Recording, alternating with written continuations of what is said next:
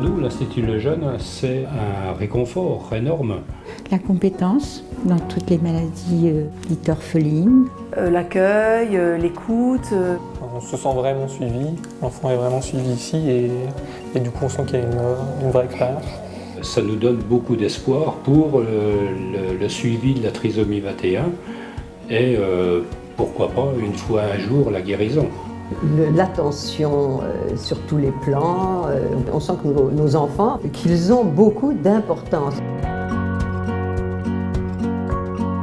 Créé et financé depuis 1997 par la Fondation Jérôme Lejeune, l'Institut s'inscrit dans la continuité du travail du professeur Lejeune, découvreur de la trisomie 21, autour de 3 missions: soigner, chercher et former. L'Institut propose une consultation médicale globale pour les personnes porteuses d'une déficience intellectuelle d'origine génétique, suivie par une équipe pluridisciplinaire tout au long de leur vie.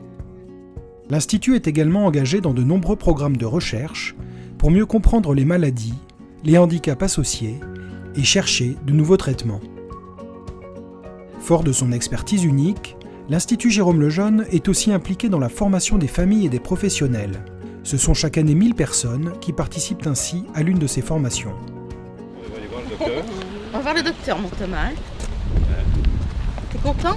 Comme Thomas, 17 ans, environ 9000 patients sont suivis ici, souvent envoyés par leur médecin comme le docteur Lévy, qui connaît l'Institut depuis des années.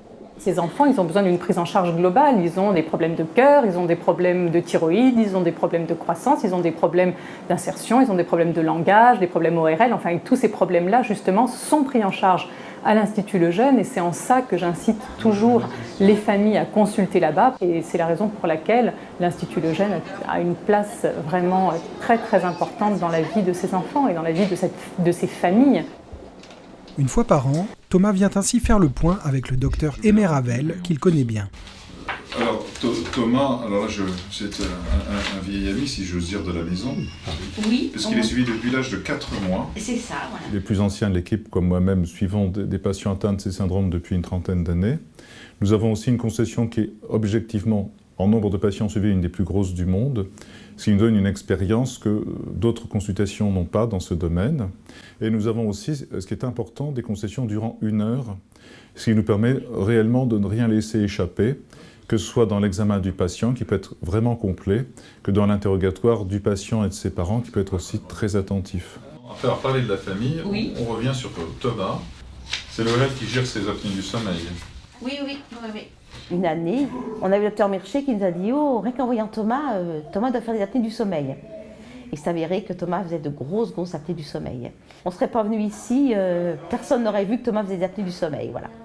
Et c'est vrai que même moi, mon pédiatre, il dit toujours, oui, bien sûr, vous attendez, vous demandez en fait l'avis du médecin de l'Institut Lejeune, parce qu'il sait que ce sont des spécialistes.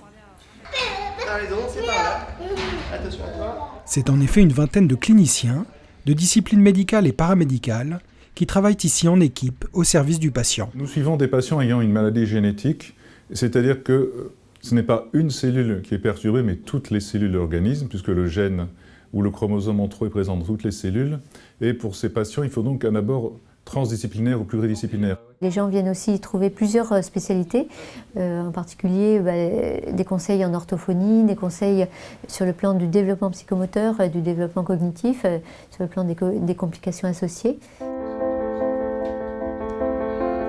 Toutes les semaines, l'équipe se réunit pour échanger, faire le point et partager un même regard sur les patients. Ça concourt à ce que j'appelle l'âme de l'Institut, c'est-à-dire une expertise au service du patient avec un regard positif et bienveillant. Ce regard expert et bienveillant est le fruit de plus de 50 ans d'histoire au service des patients, dont témoigne le professeur Marie-Odile Rétoré, fidèle collaboratrice du professeur Lejeune. Beaucoup de patients âgés, en fait, nous les connaissons depuis leur naissance, quand nous étions avec M. Lejeune à l'hôpital Saint-Louis, à l'hôpital Trousseau, et puis ensuite aux enfants malades. L'Institut représente la grande tradition médicale du professeur Lejeune et sa grande exigence humaine. Et je sais combien aujourd'hui les patients et leurs familles considèrent l'Institut comme une famille naturelle où ils se sentent particulièrement bien accueillis et aimés. C'est évidemment très important pour des patients qui bien souvent se sentent stigmatisés dans la société.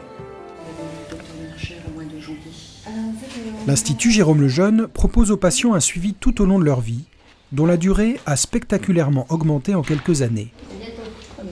Dans une démarche d'amélioration continue, l'Institut a ainsi ouvert une consultation gériatrique qui accueille aujourd'hui Bruno, 62 ans, suivi ici depuis des années.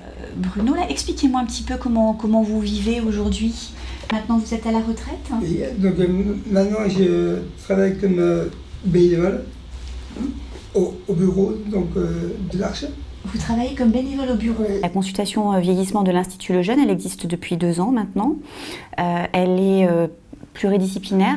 Il y a le médecin gériatre, il y a le médecin neurologue qui y participe et puis également des neuropsychologues, puisqu'on a besoin d'évaluer les patients sur un plan cognitif pour voir s'il y a un déclin et comment est-ce qu'on peut les accompagner au mieux au cours de leur vieillissement. Voilà. On reçoit des patients de toute la France et parfois même de l'étranger. Une consultation pionnière et innovante qui travaille en lien avec la recherche, très active aujourd'hui, et qui intéresse beaucoup les patients. Ce qui est nouveau, c'est depuis 5-6 ans, c'est qu'il y a des vrais projets thérapeutiques. Donc c'est très encourageant pour tout le monde, hein, pour les parents, pour les familles, pour les patients eux-mêmes, qui sont quelquefois en mesure de nous demander, à nous médecins, quand ils sont adolescents ou adultes, « Et toi, qu'est-ce que tu fais pour me guérir ?» La Fondation Lejeune est investie dans la recherche depuis sa création. En 20 ans, ce sont 570 projets qui ont été financés, dont plusieurs essais cliniques menés aujourd'hui à l'Institut. C'est à l'un d'entre eux, le protocole actif, que participe la petite Théora. C'est la 3e fois qu'elle vient cette année pour une journée de test à l'Institut. Au niveau de sa motricité, donc dites-moi un petit peu, elle marche? Non. La demoiselle a encore un peu peur, elle n'ose pas se lâcher. La recherche a beaucoup évolué en ce qui concerne la trisomie 21, puisqu'il y a 15 ans, il n'y avait presque aucune cible thérapeutique. Et depuis 4-5 ans, on voit apparaître 3 ou 4 cibles thérapeutiques. Alors, vous vous souvenez, vous la mettez bien face à moi. Donc on voit que ça correspond vraiment à une demande des familles de savoir ce qu'on fait pour leur enfant en termes de recherche et de pouvoir participer concrètement à un essai thérapeutique. Ça c'est fait, regarde, hop. Maintenant, il ne reste plus que le petit pic. Ils savent vraiment comment aborder l'enfant, puisqu'il c'est vrai qu'ils connaissent par rapport à d'autres médecins qui peut-être n'ont pas eu beaucoup de cas. Il n'y a pas de problème, ils savent comment agir avec l'enfant, même avec les parents. Il y a une petite osmose qui se crée et qui est quand même très bien. Mais t'as été super calme que la dernière fois. Les prélèvements sanguins de l'étude actif viennent enrichir la biobanque du laboratoire de l'Institut, qui est au cœur du renouveau de la recherche internationale sur les maladies de l'intelligence d'origine génétique. On a été capable de recueillir et de répertorier et de mettre en banque des prélèvements comme du sang, de l'ADN, des lignées lymphocytaires de plus de, je dirais, 5000 patients atteints de déficience intellectuelle. Actuellement, sur le point international, l'espoir de découvrir des molécules est en train de refaire monter un peu l'engouement de ces chercheurs et l'envie qu'ils ont de maintenant de se dire mais on a laissé tomber un peu, ça a été une erreur, eh bien il faut reprendre. D'où la demande de ressources biologiques. Donc nous sommes peut-être 2-3 biobanques dans le monde à proposer ce genre de ressources qui sont quand même exceptionnelles. Si l'Institut, à la suite du professeur Lejeune, a été l'un des rares à mener ses recherches, il collabore aujourd'hui avec des chercheurs du monde entier et des laboratoires pharmaceutiques. Il ne peut pas y avoir de recherche bien orientée s'il n'y a pas une bonne connaissance, une fine connaissance des pathologies et naturellement des patients. Et à ce titre-là, l'Institut offre un recueil d'expériences absolument unique au monde.